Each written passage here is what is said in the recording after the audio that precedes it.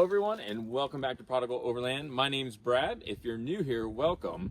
In this video, we are going to give you guys kind of some things to look for if you're in the market for a new to you used Jeep. In this case, my buddy Benjamin just bought this 2021 Jeep Gladiator. It was fully loaded when he bought it.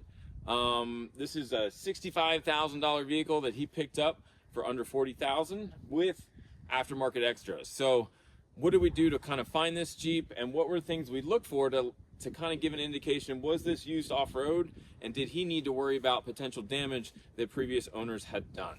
So you're going to want to stick around as we kind of go through what we look for before buying this Jeep Gladiator.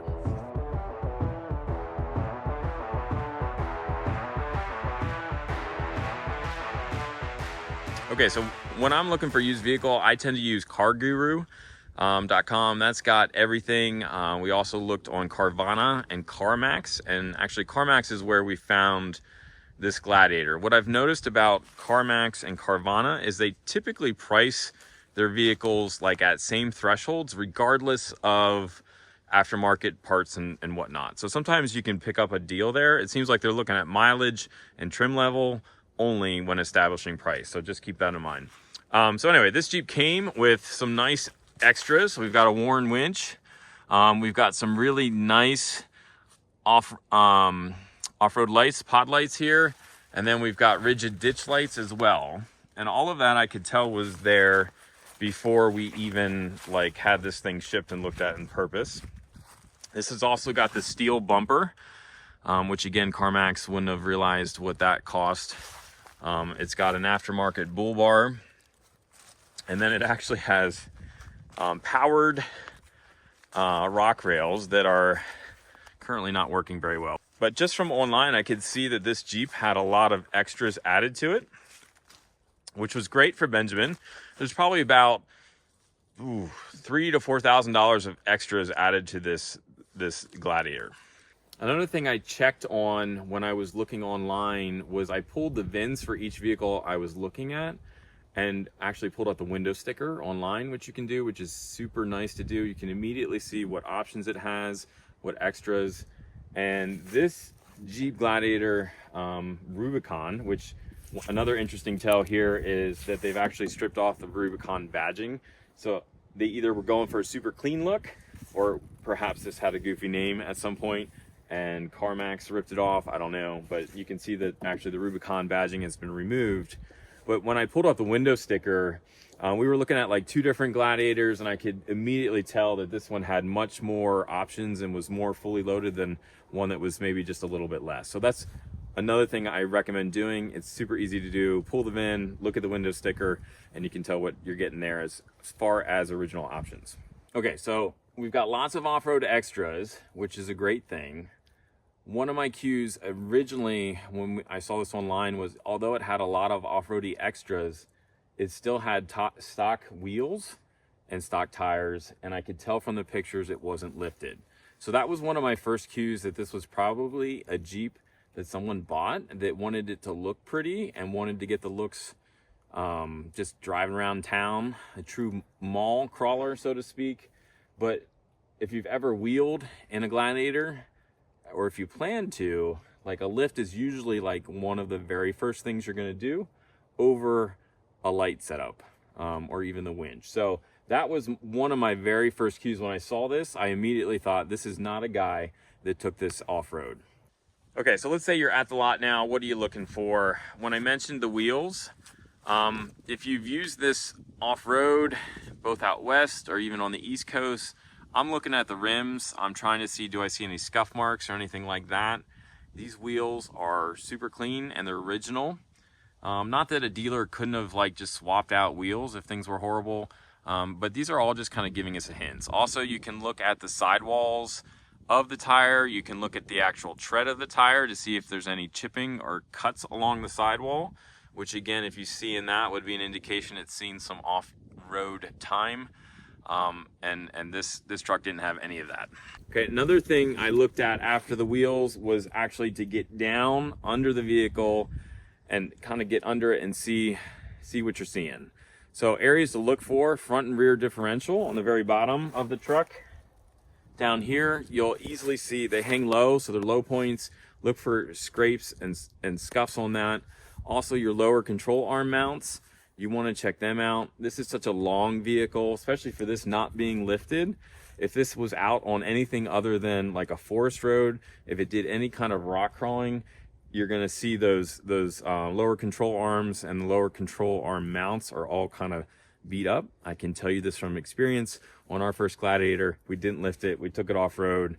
If you got under my truck, you would have seen stuff on the differentials. You would have seen lower control arm issues.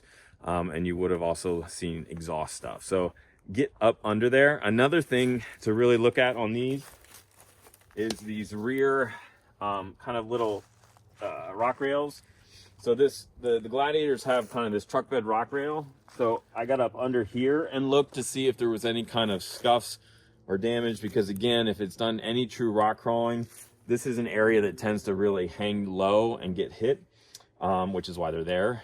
All right, guys, so here's what I'm talking about, lower control arm mounts, kind of right up under here. That is an area that will definitely take some beating if it's been out off-road. Also, the cross members, like specifically right there, they're loose, well, not loose, but there's no support there. So if it's been scuffed, these tend to collapse right away. And here up front, there's the lower bash plate looking super clean. The differential, like I said, checking the differential, look up under there. Okay, so once you've like checked the wheels, the underbits, the next thing I would recommend doing is popping the hood. Okay, what am I looking for here under the hood? Immediately, I mean, how clean is it? Is it dirty, dusty, all that? That's can be kind of subjective. Depending on who you're buying it from, they might have gone through and detailed this. Although, if you get down and really into this, it's going to be hard to get everything. I think a lot of dealers aren't maybe putting that much time into it. This Jeep, as you can see here, super clean, no issues there. Another thing I can tell you to look at is this under kind of shielding, this temperature deal. If it's seen any kind of mud or off-road, you're going to see a lot of staining up here on both sides. The reason for that is the wheel well here, it's very easy for stuff to splash up into the engine bay. So if you open this up and you're seeing this just covered with dirt and mud, that's an indication that it's been out off-road. For this vehicle, it looks like there's a little bit of salt staining, which would still represent probably like a highway use. So not too concerned about that. Although if I saw a lot of it, that would also make me look maybe a little harder underneath. Other things to check on front on the engine would be your radiator. Again, if you've been going through muddy water or anything like that, the radiator might have dirt and crud in it.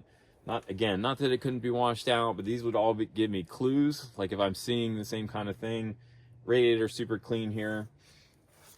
And maybe the last bit I would check on any Jeep, if I really was concerned about it, is I'd pull the air intake. If you can, 4 bolts, you could lift this up, pull the air filter. Is it dirty? You can come look down in there. Is there any crap sitting down in there? And this again would be kind of a red flag. If you see a lot of crap in there, then there's a good chance this has been in water deep enough to kind of get stuff into the air intake, which would be a pretty big red flag. Benjamin's Jeep here had, let's see, an aftermarket winch, aftermarket lights, ditch lights. He does not have the switch panel inside. So I wanted to see how things were wired, and, you know, how clean was the install.